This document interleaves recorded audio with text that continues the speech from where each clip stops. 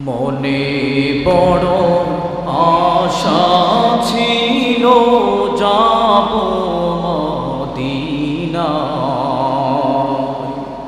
মনে বড় আশা ছিল যাব মদিনায়।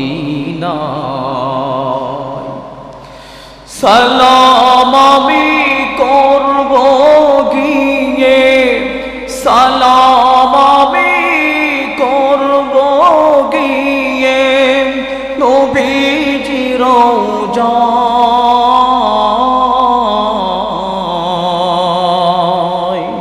মনে বড় আশা ছিল যাব মদিনায়। আরব সাগর পাহাড়ি দেব নাইকো আমার তরি,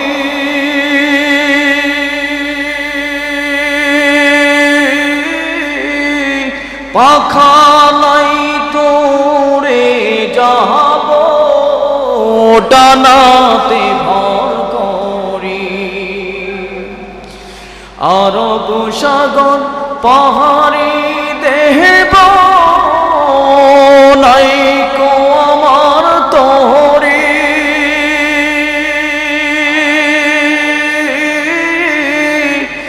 পাখা নাই তোরে যাব ডানাতে ভর করি। আশায় আছে সম্বল নাই, আশায় আছে সম্বল নাই, করি কেউ পায়।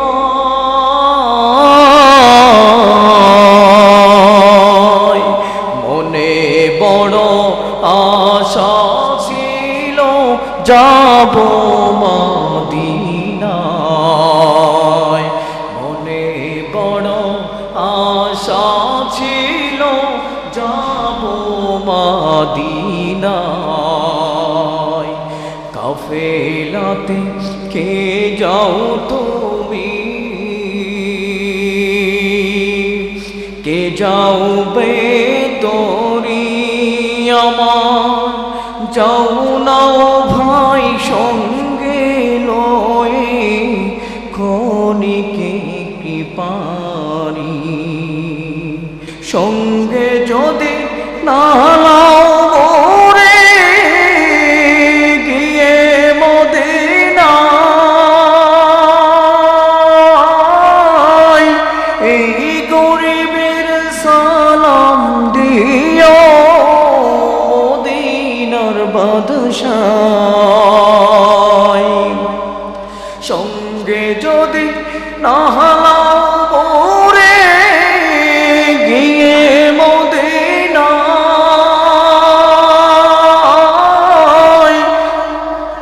এই গরিবের সালাম দিও মদিনার বাদশায়। আশায় আছে সম্বল নাই, করে কি উপায়। মনে বড় আশা ছিল যাব মদিনায়। মনে বড় আশা আছে যাব মদিনায়। সম্মানিত মুসল্লিয়ানে কেরাম, আয়াতটি এর জন্যই পড়ছি, আমাদের বাংলাদেশের মধ্যে বিশ্বকাপ শুরু হয়ে গেছে।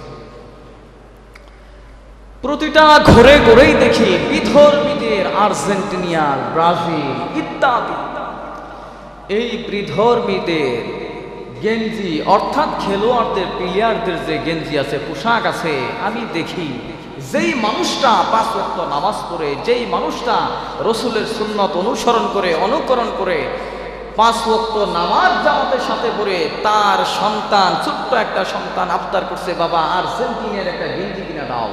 এই আবদার রক্ষার্থে বাজারে গিয়ে আর্জেন্টিনার গেঞ্জি কিনে দিচ্ছে। নাউজুবিল্লাহ বলেন। অনেককে আমি জিজ্ঞেস করছি, ভাই আপনি তো 5 ওয়াক্ত নামাজ পড়েন, রাসূলের সুন্নাত মানেন, কিন্তু তারপরেও যে সন্তানের আপনি গেঞ্জি কিনে দিচ্ছেন, বলে হুজুর সন্তানের আবদার, নাউজুবিল্লাহ বলে। গত কয়েকদিন আগে আপনারা জানেন ব্রাজিল খেলা হয়েছে, ব্রাজিল মনে হাইরে গেছে। তো কয়েকদিন আগে, একদিন না 2 দিন আগে আবার আর্জেন্টিনার খেলা দেখলাম। মানুষে, আমার মাদ্রাসার পাশেই একটা হোটেল আছে, এত পরিমাণ আওয়াজ দিচ্ছে, যতটুকু জানলাম মিশরের সাথে মনে হয় খেলা হয়েছে। তো মিশর প্রাথমিকই একটা ইসলামিক কান্ট্রি, ইসলামিক দল, অর্থাৎ মিশর হচ্ছে ইসলামিক একটা ধর্মীয় একটা রাষ্ট্র। এই প্লেয়ারের সাথে আর্জেন্টিনার সাথে খেলা ছিল কত 2 দিন আগে দেখলাম মাঝে মধ্যেই শুধু চিল্লাম দিয়ে উঠে। তো আমি চিল্লাম দেখে রাত্রে প্রায় 11:30 থেকে 12টা বাজে এই মুহূর্তে আমি মাদ্রাসা থেকে নামছি। নামার পরে দেখি এক ভাই ওই দোকান থেকে গেঞ্জি খুলে, শুধু লুঙ্গিটা শুধু তার গায়ে আছে, গেঞ্জি খুলে ফেলছে, যা ছিল সব খুলে ফেলছে, রাগে বাসায় চলে যাচ্ছে। এমন সময় যখন আর্জেন্টিনা একটা গোলই দিছে মিশরকে, তখন এই লোকে দেখলাম এমন হাসি খুশি, এক হাতে গামছা আর এক হাতে গেঞ্জি, শুধু লুঙ্গিটা বড় আছে। আবেগ মুহূর্তে সে দৌড়ায় ওই দোকানে আবার ঢুকে পড়লো, নাউজুবিল্লাহ বলে। আমি তার এই বিষয়টা দেখে আমি নিজে নীরব নিস্তব্ধ হয়ে গেলাম। হাই হাই, একটা ইসলামিক দল, একটা ইসলামিক রাষ্ট্রের খেলোয়াড়েরা তারা একাধিক গোল দিল, মুসলমানদের কোনো আওয়াজ নাই, অথচ একজন বিধর্মী যখন একটা গোলু দিয়ে ফেললো, গলি দেওয়ার সাথে সাথেই একজন মুসলমান তার গায়ের শরীরের কাপড় থেকে নিয়ে সবকিছু খুলে ফেলছে, শুধু গায়ে জামাটা লুঙ্গিটা রাখছে, বাকি সে হা হা করে চিল্লাইতেছে আর মানুষকে হাই দিতেছে, নাউজুবিল্লাহ বলে। এটা আমি স্বচক্ষে দেখছি। এই জন্য মুহতারাম হাজিরিন, আমরা প্রতিটা ঘরে ঘরে বাচ্চাদের যে আবদার রক্ষার্থে, আমাদের বাচ্চাদের আবদার রক্ষার্থে প্রতিটা ঘরে ঘরে দেখি মুসলমানের সন্তানেরাও আর্জেন্টিনিয়ার আর ব্রাজিলের গেঞ্জি কিনে দিচ্ছে, নাউজুবিল্লাহ।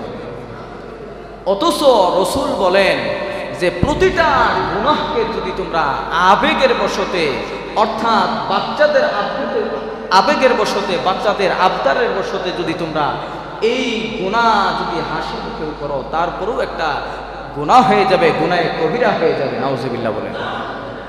অথচ আমরা মুসলমান হয়ে তাই করতেছি। এই জন্য মুহতারাম হাজিরিন, আমরা বর্তমানে আবেগের বশতে যেই গুনাহগুলো করে থাকি, বিধর্মীদের যে সাপোর্ট করে থাকি, আল্লাহ তাআলা যদি আমার মৃত্যুর পর যদি জিজ্ঞেস করে, বলো দুনিয়াতে কাদেরকে ভালোবাসো? দুনিয়াতে মানুষ শরীর চর্চার জন্য খেলা খেলছে, এর মধ্যে তুমি কাকে বেশি মহব্বত করছো? বলেন, আপনার আমার জবাব থাকবে। ব্রাজিল যেদিন হেরে গেছে সেদিন আপনারা সবাই জানেন, নেটে আমরা সংবাদ পাইছি যে এক যুবক তার নতুন বিবাহ করছে, ঘরে একটা সন্তান আসছে, বয়স হচ্ছে 2 মাস। এই সন্তানকে রেখে ব্রাজিল হারা মাত্রই সে নিজের জীবনে নিজে আত্মহত্যা করছে, নাউজুবিল্লাহ বলে। মুসলমানের সন্তান। অতএব আপনি যদি আমেরিকাতে যান, যেখানে খেলা হচ্ছে, দেখবেন একেবারে পুরা রাষ্ট্রে একেবারে নীরব নিস্তব্ধ, আপনি বুঝবেনও না যে এখানে খেলা হচ্ছে।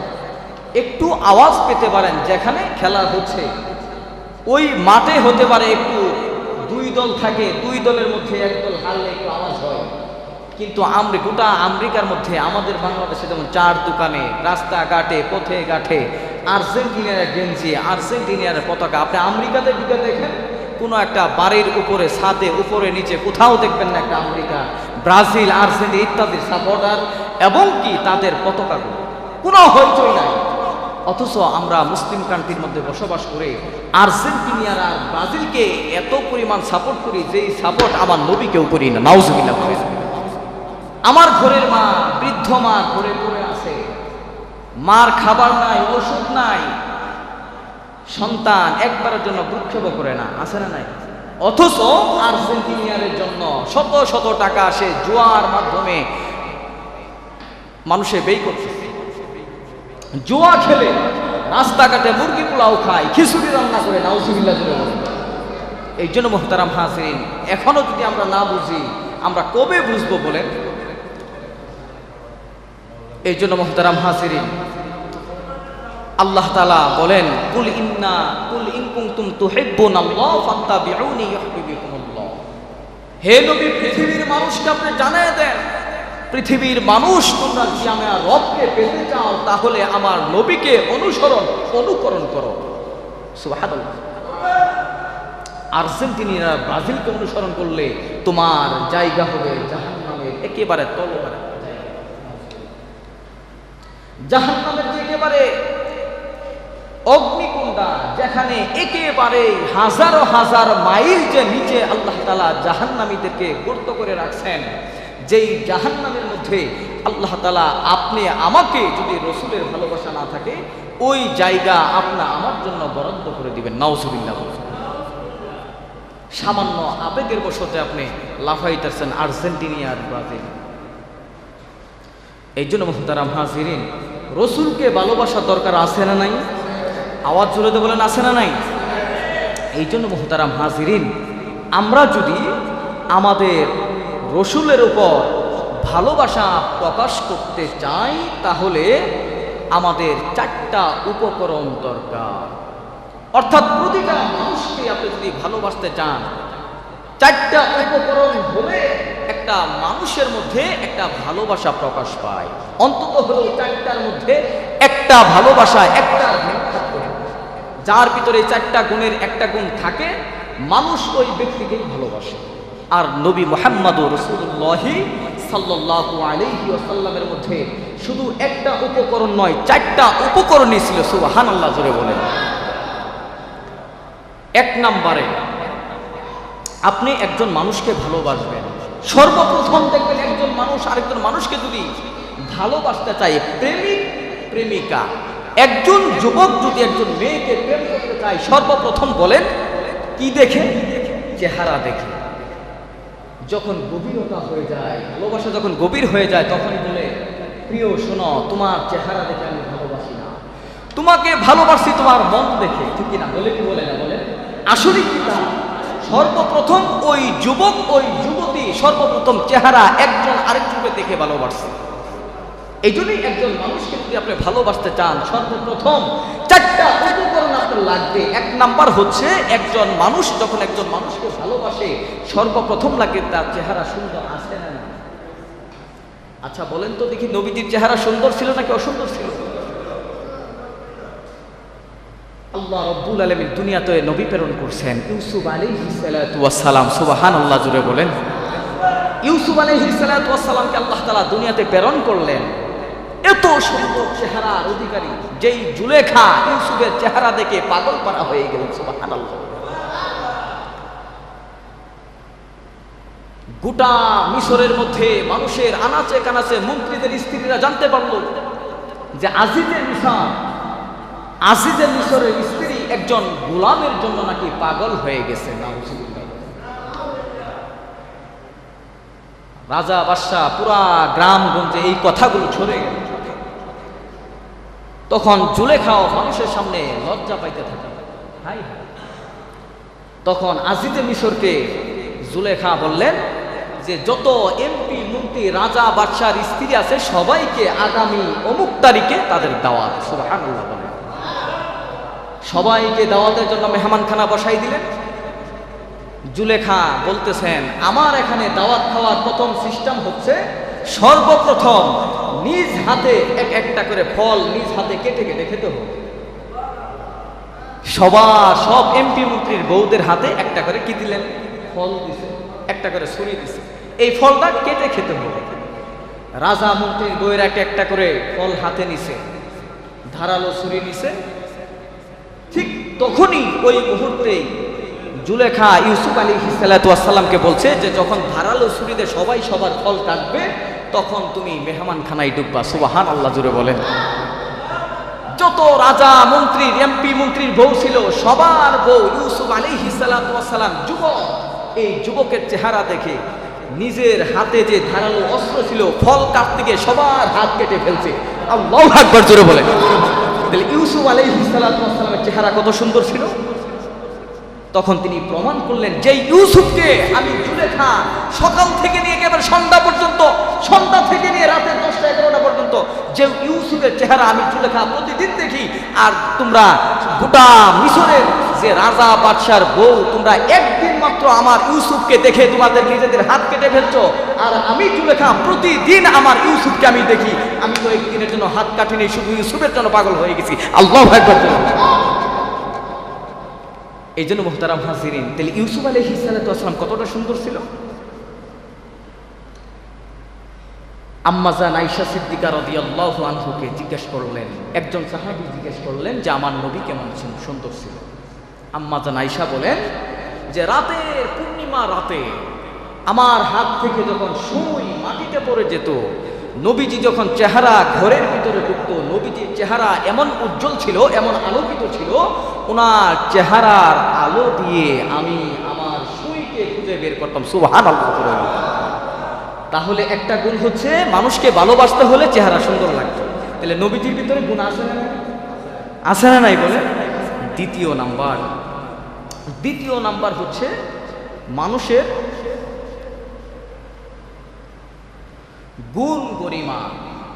মানুষের ভিতরে গুণ আছে না নাই, তাকে যে আমি ভালোবাসবো, বেটার টাকা আছে না নাই, তার ভিতরে মনুষ্যত্ব আছে না নাই, ঠিক না বলে। মনুষ্যত্ব নাই, উগ্র মেজাজি, বলেন তাকে কেউ প্রেম করবে, তার সাথে কথা বলবে, তাকে ভালোবাসবে? তার ভিতরে একটা মনুষ্যত্ব যদি থাকে, তাহলে একজন মানুষকে তাকে ভালোবাসার প্রবেশ করে।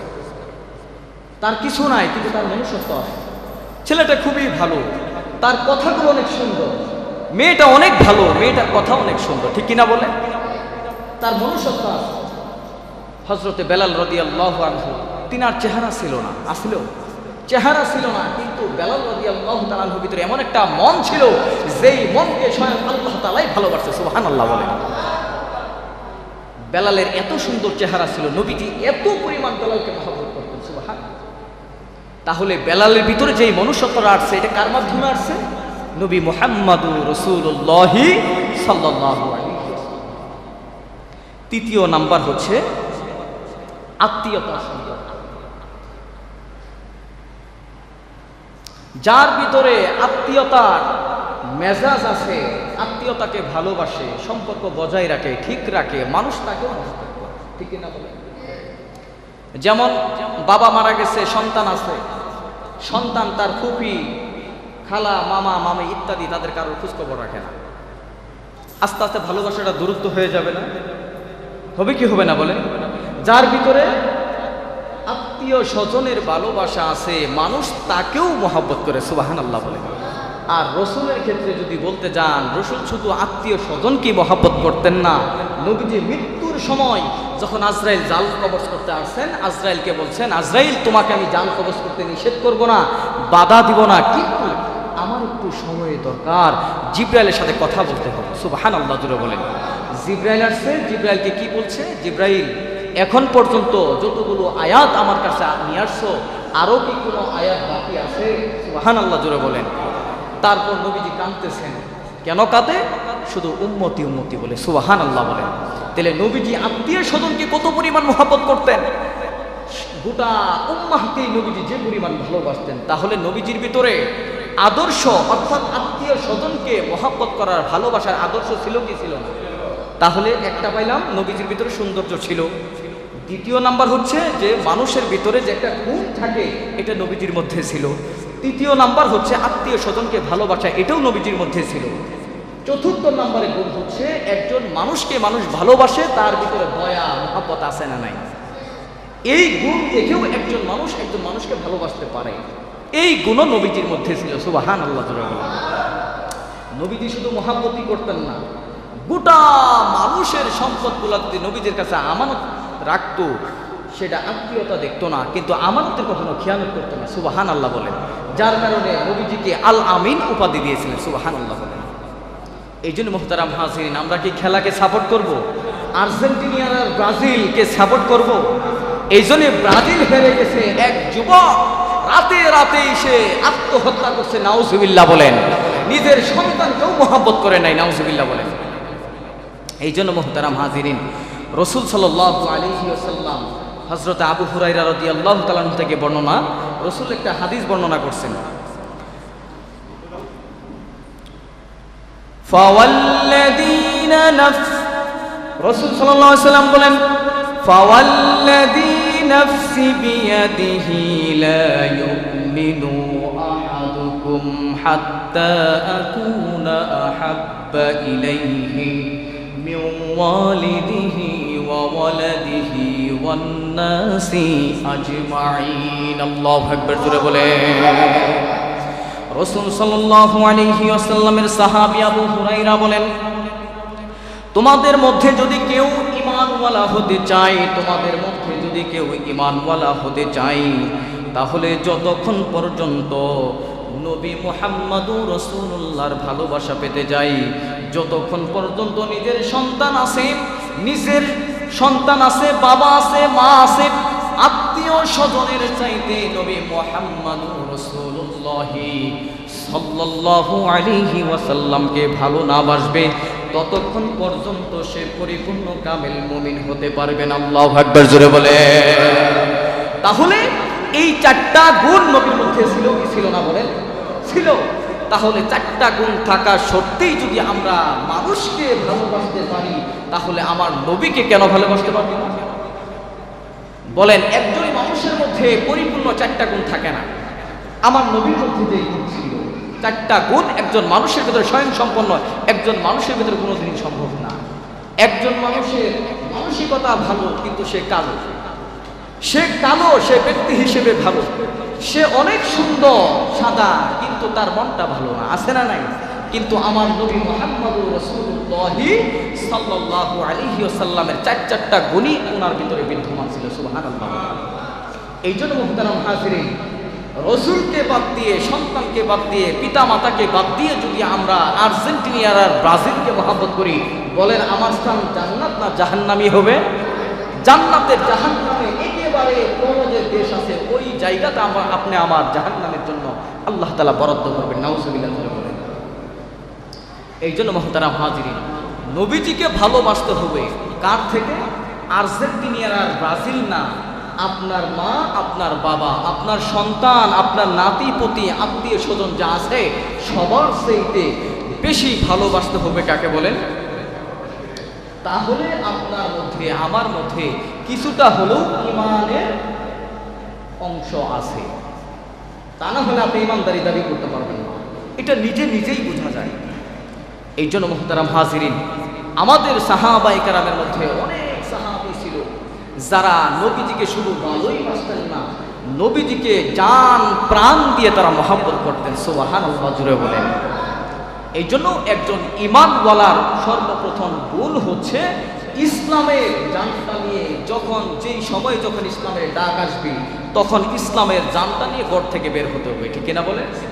এই জন্য মুহতারাম হাজিরিন, সাহাবায়ে কেরাম তারা নবীজিকে এত পরিমাণ মহব্বত করতেন, এত পরিমাণ ভালোবাসতেন, যা নিজের ঘরের মধ্যে নিজের বাবা, নিজের মা, নিজের সন্তান যদি যুদ্ধের ময়দানে আসতো, তারা সাথে সাথে হয়ে যেত। তারপরও সন্তানকে, নিজের স্ত্রীকে, নিজের বাবাকে, নিজের আপন ভাইকে তারা সাথ দিত না। সুবহানাল্লাহ, বলেন। মুসআব রাদিয়াল্লাহু আনহু, তিনার সম্পর্কে আপনারা সবাই জানেন। যখন তিনার বাবা যুদ্ধের ময়দানে তার ভাই যুদ্ধের ময়দানে অংশগ্রহণ করছে, নিজের আপন ভাইয়ের সাথে মুসআব রাদিয়াল্লাহু তাআলা নিজে যুদ্ধ করছে। সুবহানাল্লাহ, বলেন।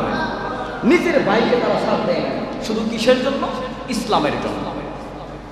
আর কোথায় হলো আর্জেন্টিনা আর ব্রাজিল, তাদের পতাকা নিজের দেশের মধ্যে কোনো উৎপাত করে না, তাদের নিজের ধর্মীয় ভাইয়েরা। আর আমরা এই শত শত মাইল দূরে আমরা আর্জেন্টিনা আর ব্রাজিলের গেঞ্জি পরে পরে পুরা রাস্তা এমন একটা অবস্থা করি, মানুষের যাওয়ার মতো কোনো অবস্থানও থাকে না, এত পরিমাণ এলাকা দিয়ে আমরা উৎপাত করি, ঠিক কিনা বলেন? শুধু তাই না, রাতের ঘুমও হারাম করে দেয়। আপনারা জানছেন, ব্রাজিলে যেদিন হাইরে গেছে, এক যুবক নিজের সন্তানের প্রতি মায়া ভালোবাসা ত্যাগ করে আত্মহত্যা করছে। নাউজুবিল্লাহ, জুড়ে বলেন। তার স্থান কোথায় হবে? জান্নাতে। জান্নাতের 8টা দরজা আল্লাহ খুলে রাখছে, ঠিক কিনা বলেন? নাউজুবিল্লাহ বলেন। জাহান্নামের দরজাগুলো তার জন্য একেবারে উন্মুক্ত করে রাখছে। ফেরেশতারা তারে স্বাগতম জানায়, তারা আসো, আসা মাত্রই তোমাকে জাহান্নামে করতে ঢুকাই, ঠিক কিনা বলেন? এই জন্য মুহতারাম হাজিরিন, আল্লাহ তাআলা আমাদের সঠিকটা বোঝার তৌফিক দান করেন, বলেন আমিন। এই জন্য নবীজির সাহাবায়ে কেরাম নবীজিকে কতটা ভালোবাসতেন, কি পরিমাণ ভালোবাসতেন। নবীজির একজন সাহাবীর নাম হচ্ছে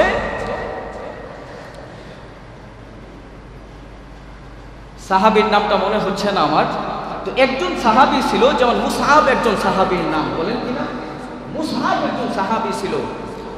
তারপরে হচ্ছে আরেকজন সাহাবীর নাম হচ্ছে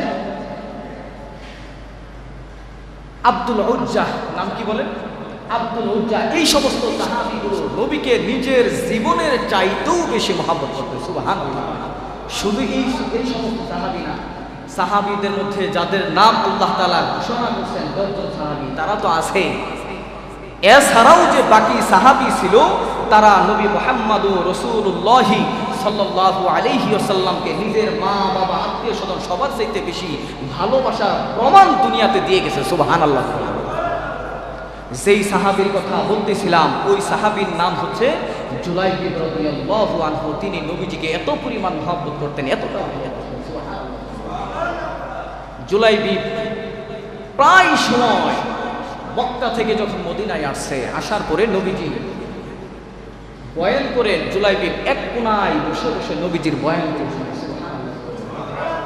নবীজির কথাগুলো শুনে। জুলাইবিবের বয়সও হয়ে গেছে, জুলাইবিব বিবাহ করে নাই। কি করে নাই? বিবাহ করে নাই। জুলাইবিবের চেহারা একেবারেই কালো ছিল, কালো ছিল, একেবারেই কালো, একেবারে খাটা। বলেন আপনাদের এলাকায় যারা প্রতাপশালী আছে, একজন যুবক দরিদ্র ফ্যামিলি, একেবারে থাকার মতো কোনো জায়গা নাই। আম গাছ আছে, জাম গাছ আছে, বট গাছের নিচে রাত্র কাটায়, বালিশ হচ্ছে তার পায়ের জুতা। বলেন এমন একটা যুবকের কাছে আপনাদের চংপাড়াতে, আপনাদের এলাকায় ভালো কোনো ফ্যামিলির সন্তানের বিবাহ দিবে? বলেন না, কথা বলেন, দিবে? তো জুলাইবিবের অবস্থা এমন ছিল, হঠাৎ করে আল্লাহ রাসূল সাল্লাল্লাহু আলাইহি ওয়াসাল্লাম জুলাইবিবকে ডাকছে। জুলাইবিব তালহিনা, জুলাইবিবের ইতিহাস, কি ব্যাপার, তুমি নাকি বিবাহ করো না, এখনো বিবাহ করবা না? জুলাইবিব রাদিয়াল্লাহু আনহু নবীজিকে বলতেছেন, ইয়া রাসূলুল্লাহ, আমি জুলাইবিবের মধ্যে টাকা নাই, পয়সা নাই, আমি জুলাইবিবের কাছে টাকা নাই, পয়সা নাই, থাকার জন্য একটা ঘর নাই, থাকার জন্য একটা বিছানা নাই। আমি জুলাইবিব যখন রাত্র হয়ে যায়, সন্ধ্যা গড়িয়ে রাত্র চলে আসে, আমি জুলাইবিব যেখানে জায়গা পাই সেখানেই শুয়ে পড়ি। শুধু তাই না, শুধু তাই না, আমি জুলাইবিবের জন্য থাকার জন্য যে ঘর, একটা বালিশ পর্যন্ত নাই। আমার যে পায়ের জুতা আছে, ওই পায়ের জুতা আমি মাথায় দিয়ে রাত্র যাপন করি। ইয়া রাসূলুল্লাহ, এই মদিনার মধ্যে কে আমার কাছে বিবাহ দিবে?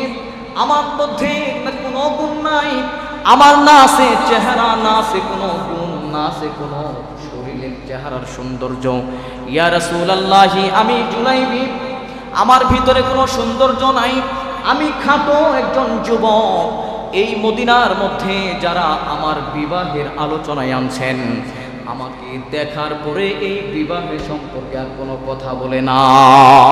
আমি এমন একজন সাহাবী, যেই চেহারা একবার দেখা মাত্রই বিবাহ কি হয়ে যায়, ক্যান্সেল হয়ে যায়, মাইনাস হয়ে যায়। আর আমাদের যুগে তো বিবাহ ক্যান্সেল হবে তো দূরের কথা, ছেলের বাড়িতে বিবাহের লোক আছে, মেয়ের পক্ষ থেকে লোক পাঠাইছে, রাস্তায় চৌরাস্তার মাথায় দুইজন দাঁড়ায় আছে, এ ভাই কার মেয়ের দিয়ে কার ছেলের দিয়ে বিবাহ করা হয়েছে?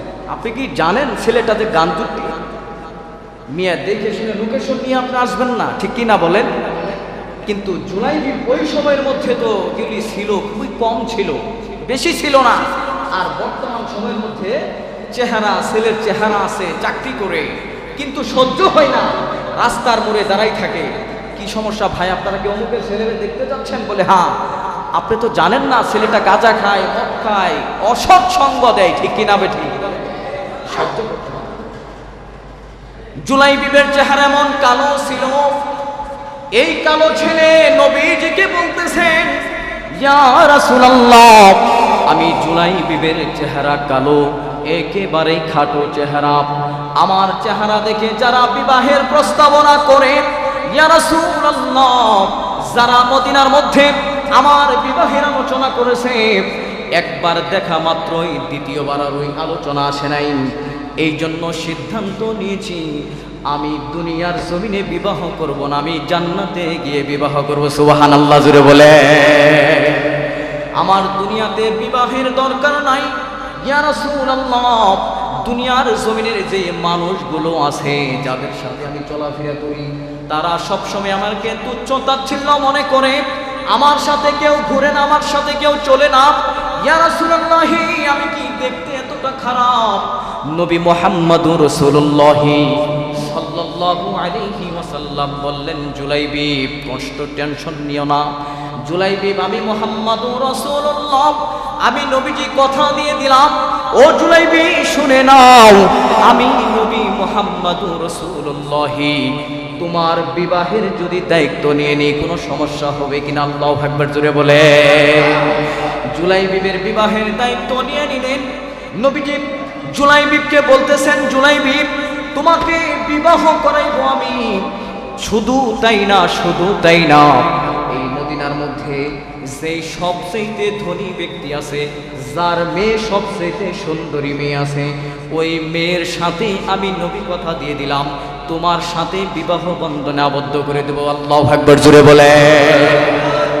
নবীজি জুলাইবিবকে বললেন, জুলাইবিব মদিনার মধ্যে অমুক এলাকায় যাও, একটা ফ্যামিলি আছে, এমন ধনাত্ম ব্যক্তি আছে যার নাম হচ্ছে আবু আইয়ুব আনসারী রাদিয়াল্লাহু তাআলা। সুবহানাল্লাহ জোরে বলে।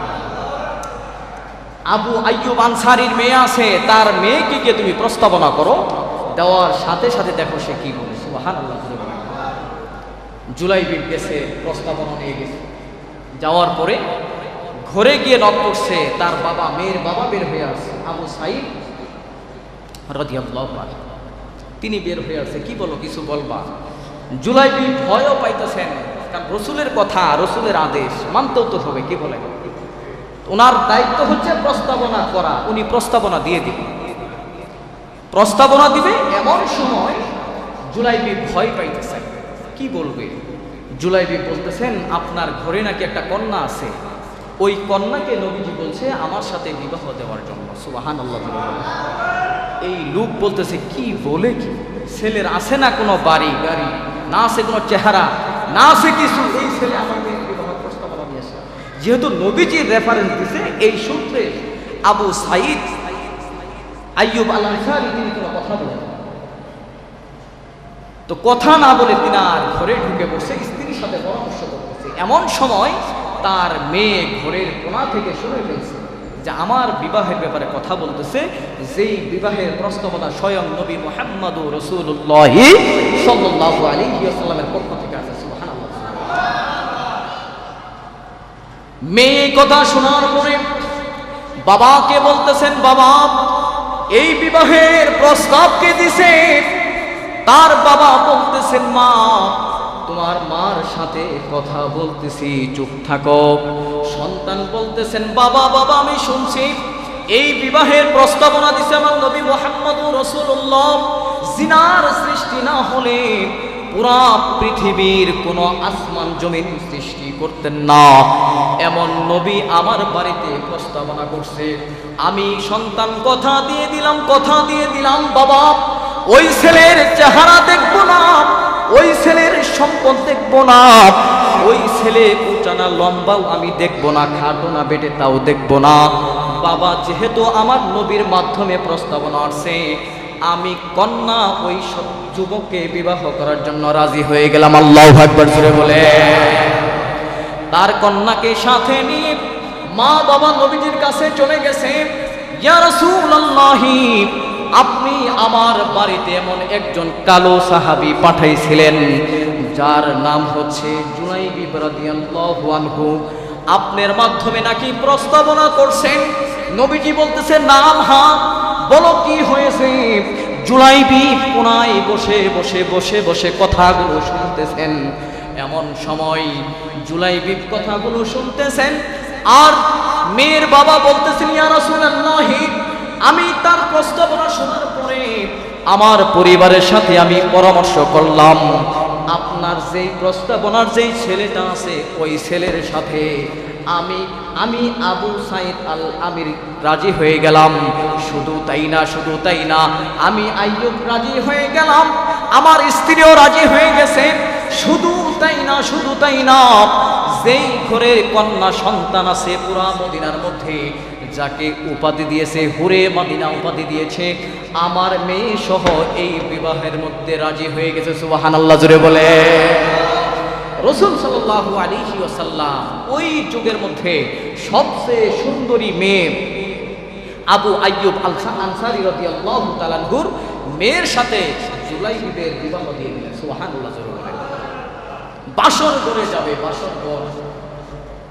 এমন একটা সন্তান, যেই সন্তানের কোনো চেহারা ছিল না, লম্বাও ছিল না, একেবারে বেটে ছিল। হাদিসের মধ্যে আসছে জুলাইবিব যখন ওই মেয়ের হাতের উপরে হাত রাখছে, কোথায় রাখছে বলেন? যখন বাসর করে ঢুকছে, ঢোকার পরে জুলাইবিব মেয়ের হাতের উপরে হাত রাখছে। এমন সময় মদিনাতে আওয়াজ হইতেছে, কে আছো? যেই যুদ্ধের মধ্যে নবী মুহাম্মদুর রাসূলুল্লাহ সাল্লাল্লাহু আলাইহি ওয়াসাল্লাম একটা কাফেলা নিয়ে যুদ্ধে অংশগ্রহণ করবে। এই কথাটা জুলাইবিবের কানে আসছে। সুবহানাল্লাহ জুড়ে বলে। এই কথাটা তখন আওয়াজটা আসছে, আসা মাত্রই জুলাইবিব স্ত্রীর হাত ছেড়ে দিছে। সুবহানাল্লাহ জুড়ে বলে।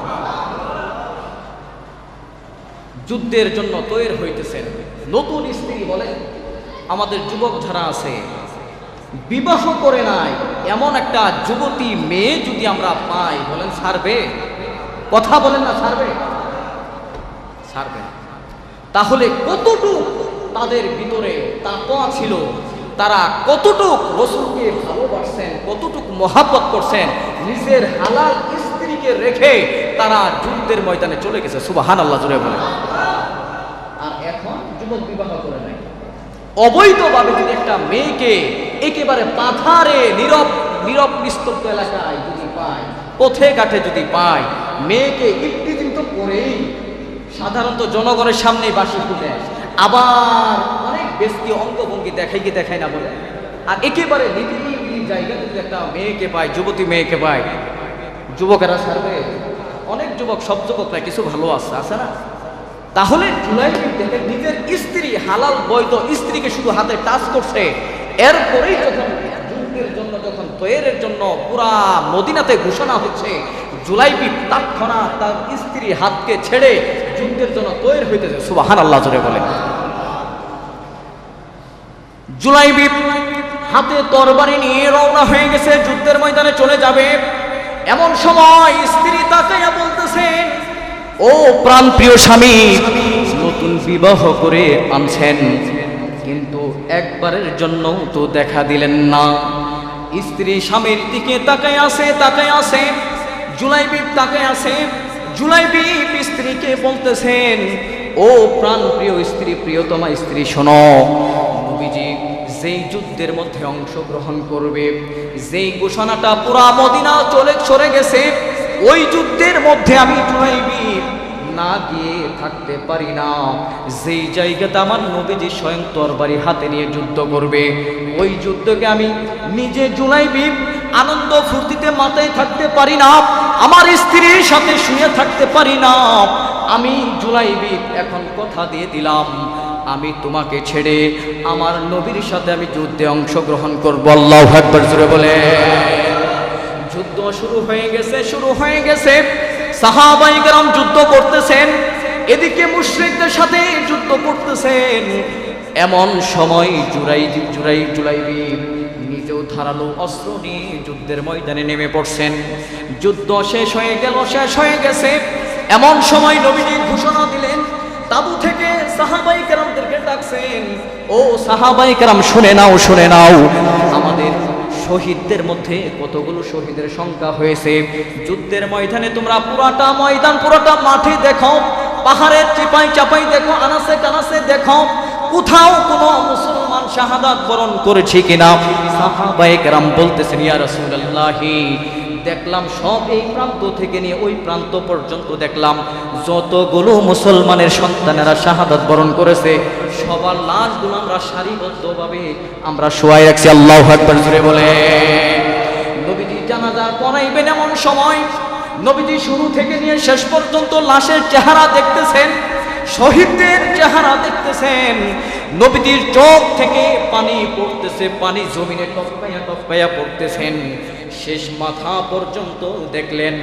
কিন্তু একজন সাহাবী যেই নবীজিকে এত ভালোবাসেন, নিজের হালাল স্ত্রীকে রেখে যুদ্ধের ময়দানে চলে আসেন, ওই সাহাবীর চেহারা দেখে না, ওই পেটে সাহাবীর চেহারা দেখা যায় না, ওই কালো সাহাবীর চেহারা দেখা যায় না। নবীজি সাহাবায়ে কেরামদেরকে বলতেছেন, ও সাহাবীরা, তোমরা সবার লাশ কি, শহীদদের লাশ কি এখানে নিয়ে আসছো? বলে হ্যাঁ। বলে একজনের লাশ তোমরা তো এখানে উপস্থিত করো নাই। সাহাবায়ে কেরাম বললেন, ইয়া রাসূলুল্লাহ, কে সেই ব্যক্তিটাকে? বলে জুলাইবিব। ইয়া রাসূলুল্লাহ, মনে হয় আপনার ভুল হচ্ছে, জুলাইবিব নামে কোন যুবক এই যুদ্ধের মধ্যে অংশগ্রহণ করে নাই। নবীজি বলতেছেন, সাহাবায়ে কেরাম চুপ থাকো। আমাকে জিবরাইল আলাইহিস সালাতু ওয়াস সালাম যখন জুলাইবিব নিজের স্ত্রীকে রেখে তরবারিটা হাতে নিয়ে যুদ্ধের ময়দানে চলে আসছে, আসার পরে জিবরাইল আলাইহিস সালাতু ওয়াস সালাম শুধু জুলাইবিবের ব্যাপারে আমাকে শুধু খবর দেয় নাই। এই জুলাইবিবের চেহারা, কিভাবে জুলাইবিব যুদ্ধ করতেছে এই ঘটনারও আমাকে দেখাইছেন। শুধু তাই না, জুলাইবিবে কিভাবে কতগুলো বেঈমানদেরকে আঘাত করে করে দুনিয়া থেকে বিদায় করছেন, 7 জন মুশরিককে বিদায় করে দিয়েছেন। এই ভিডিও সহ আল্লাহ রাব্বুল আলামিন জিবরাইল আলাইহিস সালাতু ওয়াস সালামের মাধ্যমে আমি নবী মুহাম্মদুর রাসূলুল্লাহ সাল্লাল্লাহু আলাইহি ওয়াসাল্লামকে দেখাইছেন। আল্লাহু আকবার, জোরে বলে। জুলাইবিবের শাহাদাত বরণ করার পরে সাহাবায়ে কেরাম এদিকে পুরা মক্কার মধ্যে, মদিনার মধ্যে আনাচে কানাচে পাহাড় পর্বতগুলোকে খুঁজতেছেন, কোথাও জুলাইবিবের লাশ পাওয়া যাচ্ছে না। এমন সময় দেখেন বালিতে চাপা পড়া একটা লাশ দেখা যায়, রক্ত মাখা চেহারা, যেই চেহারার মধ্যে জুলাইবিবের চেহারার কোনো পরিচয় পাওয়া যায় না, যেই হাতের মধ্যে তো এমন ভাবে মুশরিকের দলের এমন ভাবে আঘাত করেছেন, যেই জুলাইবিবের চেহারার মধ্যে এমন আঘাত করেছেন। নবীজিকে খবর দিলেন, ইয়া রাসূলুল্লাহ, জুলাইবিবের লাশ পাওয়া গেছে, বালু মাখা রক্ত মাখা লাশ। নবীজি কাছে গেছেন, কাছে গিয়ে জুলাইবিবের মাথাকে নবীজির উরুর কাছে নিছেন আর বলতেছেন, জুলাইবিব, তোকে আমি নতুন বিবাহ করাই দিলাম, তুই আমার রবকে আর আমাকে কত মহব্বত করতি, মুসলমানকে কত মহব্বত করতি, আল্লাহর বিধানকে কত মহব্বত করতা, যে হালাল স্ত্রীকে রেখে তুমি যুদ্ধের ময়দানে চলে আসছো। আল্লাহু আকবার, জোরে বলে। এইভাবে নবীজি শুধু তাকায় আছে। এমন সময় নবীজি ডান দিকে মুখ ফিরাই নিছেন। এমন সময় সাহাবায়ে কেরাম বলতেছেন, ইয়া রাসূলুল্লাহ, আপনি জুলাইবিবের দিকে তাকাইয়া কান্না করতেছেন। ইয়া রাসূলুল্লাহ, আপনি ডান দিকে মাথা মুখটা ফিরাই নিছেন কেন? রাসূল সাল্লাল্লাহু আলাইহি সাল্লাম বলতেছেন, ও সাহাবায়ে কেরাম শোনো, জুলাইবিবের দুনিয়ার কোনো মানুষ জুলাইবিবের চেহারা দেখে কোনো মানুষ তাকে পছন্দ করতো না, তার সাথে কেউ মজা করতো না, তার সাথে কেউ খেলা করতো না, তার সাথে কেউ মিশতো না, তার সাথে কেউ সঙ্গ দিত না। কিন্তু ও সাহাবায়ে কেরামেরা শোনো, এই জুলাইবিবকে স্বয়ং আসমান জমিনের মালিক যতটা মহব্বত করে, আসমান থেকে শত শত হুরদেরকে জুলাইবিবের রূহকে নেওয়ার জন্য, স্বাগতম জানানোর জন্য পাঠাইতেছেন। ওই হুরদের চেহারা দেখে আমি নবীজি স্বয়ং চেহারাকে ঘুরাই নিছি। আল্লাহু আকবার, জোরে বলে। এই ছিল সাহাবায়ে কেরামের মহব্বত। আর আমরা কি করি? আর্জেন্টিনিয়ার আর ব্রাজিলকে নিয়ে মাতামাতি শুরু করছি, ঠিক কিনা বলেন? এই জন্য মুহতারাম হাজিরিন, তারা নবীজিকে, ইসলাম ধর্মকে, আল্লাহর কোরআনকে, আল্লাহর বিধানকে তারা কিভাবে মহব্বত করতেন। আর সামান্য আর্জেন্টিনিয়ার আর ব্রাজিলকে আমরা যে পরিমাণ আমরা তাদেরকে সাপোর্ট করি, রাতের খাবারও অনেকেই না খাইয়া তারা সারা রাত্রভর আর্জেন্টিনা আর ব্রাজিলের খেলা দেখে আসে না নাই? শুধু তাই না মুহতারাম হাজিরিন, আমরা কয়েকদিন আগে একটা সংবাদ পাইলাম, ব্রাজিল হারার পরেই একজন নওজোয়ান যুবক তার 2 মাসের বাচ্চাকে রেখে দুনিয়া থেকে আত্মহত্যা করছে। নাউজুবিল্লাহ, জোরে বলেন। আর যে আমেরিকাতে এই খেলাগুলো হচ্ছে, দেখেন আমেরিকার চিত্রগুলো দেখেন, আমেরিকাতে কোনো হইচই নাই, কিচ্ছু নাই, খেলা হচ্ছে না, বুঝারও কোনো কায়দা নাই, হাজারকে মাইল দূরে। কিন্তু আমরা মুসলমানের সন্তান, বিধর্মীদের খেলাকে কেন্দ্র করে আমরা নিজেরা জীবন ছাইরা দেই, নিজের সন্তানকে ত্যাগ করি, নিজের স্ত্রীকে ত্যাগ করে, আসে না নাই? অনেক সময় দেখবেন অনেক স্ত্রী স্বামীদেরকে নিষেধ করে খেলা দেখেও না, দেখা যাবে না, কিন্তু স্ত্রীরা বাধা দেওয়ার কত, কারণ অনেকেই তো আছে খেলাকে কেন্দ্র করে জুয়া খেলে, আসে না নাই? আসে না? এই জন্য মুহতারাম হাজিরিন, আমরা যারা আছি অন্তত হলো যে কয়দিন খেলা আছে আমরা আর্জেন্টিনা আর ব্রাজিলকে কেন্দ্র করে আমরা কখনোই তাদের কাছে ভালোবাসা প্রকাশ করব না। আল্লাহ সবাইকে কবুল করেন, বলেন আমিন। এই জন্য মুহতারাম হাজিরিন, আমরা সামনে থেকে যদি ইসলামের জন্য কোনো ব্যানার নিয়ে এক শ্রেণীর মানুষ যদি আমাদেরকে ডাকে, স্মরণ করে যে হাতে থাকি না কেন, তসবি হাতে নেয়, তসবি পকেটে রেখে আমাদের ময়দানে বের হইতে হবে, ঠিক কিনা বলেন? এই জন্য মুহতারাম হাজিরিন, আপনাদের করজোর বিনতি করে বলি, আমরা মুসলমানের সন্তান ঠিক আছে, কিন্তু আমরা যখন মুসলমানিত্ব দেখানো, যখন সামনাসামনি যখন আল্লাহ রাসূলের বিধান কায়েম করার সময় চলে আসে, তখন আমরা কি করি? যার যার মতো করে আমরা থাকি, চার দোকানে বসে থাকি, বাড়িতে বসে থাকি। অনেকেই বলে যে না, সবাই তো গেছে, আমি না গেলেই সমস্যা কোথায়, আসে না নাই? এই জন্য মুহতারাম হাজিরিন, আল্লাহ তাআলা আমাদেরকে বেশি বেশি নবীজির প্রতি ভালোবাসা আসার তৌফিক দান করেন, বলেন আমিন।